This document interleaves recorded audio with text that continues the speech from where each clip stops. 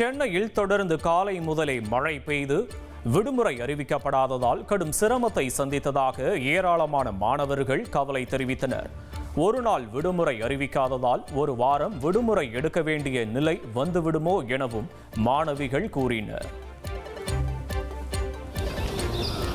காலைல மழை பெஞ்சிச்சு, அப்பயே கொஞ்சம் முன்னெச்சரிக்கை லீவ் விட்டு இருக்கலாம். இன்னைக்கு அவ்வளோ மழை, நாங்கள் காலைல அவ்வளோத்து நஞ்சுன்னு வந்தோம்.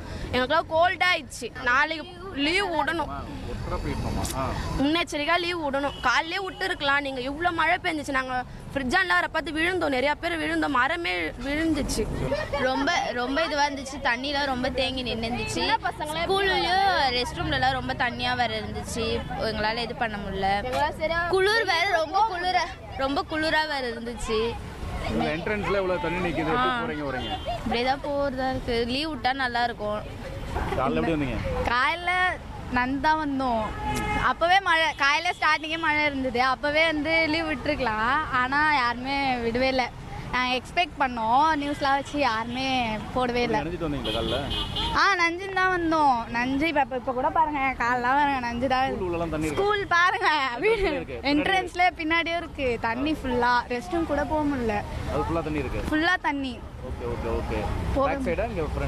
ஃப்ரண்ட் பேக் ஃபுல்லாக.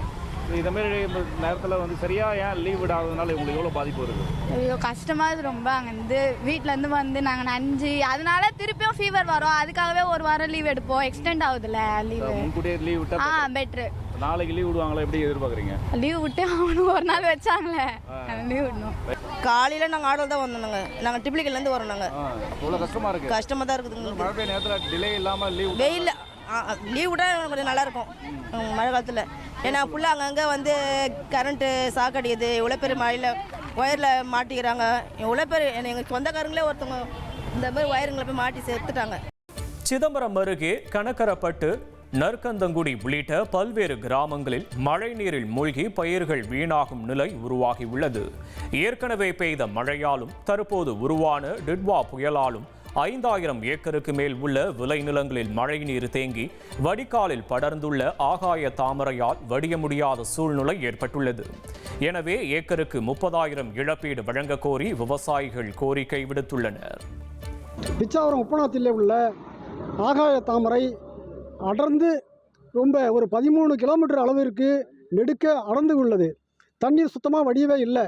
பொதுப்பணித்துறை அதிகாரிகளும் அவர்கள் கனரக அந்த பொக்கலிங்கள் வண்டியை வச்சு தூர்வாரி எடுத்துக்கிட்டும் இருக்காங்க. ஆனால் எடுக்க முடியாத சூழ்நிலையில் இன்னும் தேங்கி இருக்கிறது. இன்று வரை தண்ணியும் வடியல. அதனால் விவசாயிகள் இதுவரை 30,000 செலவு பண்ணி ரொம்ப மனவேதனையோடு இருக்கிறார்கள். அதனால் முதலமைச்சர் ஐயா அவர்கள் சம்பந்தப்பட்ட வேளாண் துறை அதிகாரிகளையும் வருவாய்த்துறை அதிகாரிகளையும் நேரடியாக அவரை பார்வையிட்டு கணக்கெடுக்கும் பணி செய்து ஒரு ஏக்கருக்கு 30,000 ரூபாய் எங்களை இழப்பீடு வாங்கி கொடுக்க ஐயா அவர்களை பணியோடு கேட்டுக்கொள்கிறேன். ஒரு 15 நாளாக மழை பெஞ்சு வீணாக போயிடுச்சு. அதுக்கு பிறகு இப்போ இந்த புயல் அடிச்சும் தண்ணி ஏகப்பட்ட தண்ணி இருக்குது. இந்த பிச்சாவரம் ஆகாய தாமரை சுத்தமாக பிச்சாவரம் சுற்றுலா வரைக்கும் அடைச்சிட்டு கிடக்கு. அதனால எங்களுக்கு ஒன்றும் தண்ணி வரலைங்க ஐயா. ஐயா நீங்கள் பார்த்து எங்களுக்கு தூர்வாரி கொடுக்கணும். நாங்கள் 30,000 ரூபாய்க்கு விவசாயம் பண்ணியிருக்கோம். அதுக்கும் நீங்கள் நிவாரணம் கொடுக்கணுங்க ஐயா. திருவாரூர் மாவட்டம் திருத்துறைப்பூண்டி அருகே 3000 ஏக்கர் நெற்பயிர்கள் மழை நீரில் மூழ்கி அழுகியது. இதனால் காடுவா, கோத்தமங்கலம், ராயநல்லூர், மாங்குடி, வடசங்கேந்தி, உதயத்தூர், குமாரபுரம், அழகிரி கோட்டகம் உள்ளிட்ட பகுதிகளைச் சேர்ந்த விவசாயிகள் சோகமடைந்துள்ளனர். அனைத்து நீர்நிலைகளிலும் ஆகாய தாமரை நிரம்பி தூர்வாரப்படாமல் உள்ளதே தண்ணீர் வடியாததற்கு காரணம் எனவும் விவசாயிகள் குற்றம் சாட்டியுள்ளனர். இனி செல்லும் இடமெல்லாம் செய்தி. தந்தி டிவியின் வாட்ஸ்அப் சேனலை ஃபாலோ பண்ணினா செல்ல இருக்கும் இடமெல்லாம் செய்தி.